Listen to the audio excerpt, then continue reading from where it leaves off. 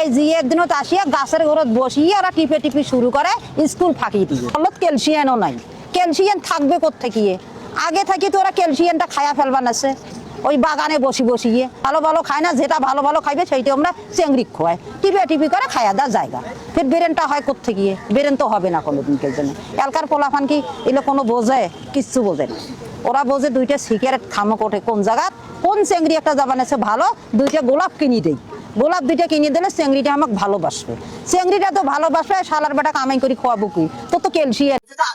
যেসব পুরুষের ক্যালসিয়াম খরচ করেন নাই তারা এগুলো কাছ থেকে দূরে থাকবেন। ক্যালসিয়াম চাষি কিন্তু ক্যালসিয়াম কিন্তু পুরা দেবো, সেজন্য এমন সময় আছে ভালো গান।